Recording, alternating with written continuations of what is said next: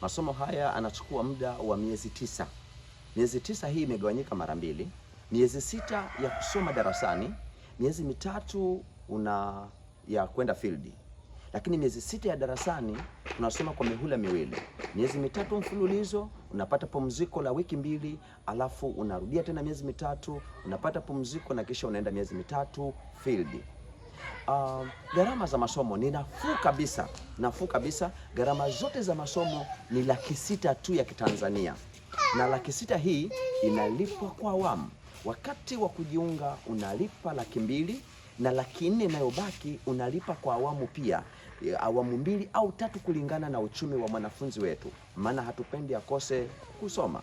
Lakini Laki6 hii inajumuisha mambo haya yafuatayo: itakugharamikia wewe ada yako, inakugharamikia malazi, inakugharamikia chakula pamoja na vitabu vya kusoma. Kwa ni nafuu kabisa.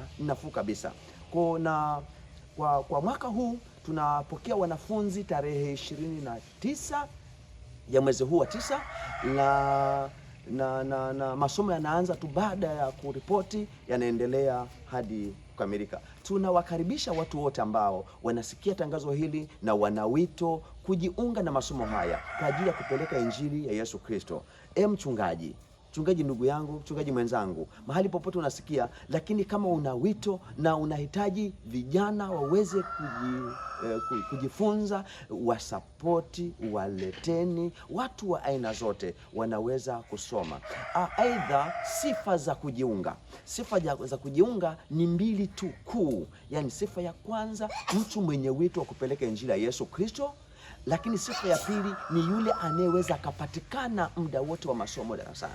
Hizo ndio sifa kuu ambazo tunahitaji. Hatuangalii umri wa mtu, kwa sababu umri bado unaweza kutumika kwa umri wowote.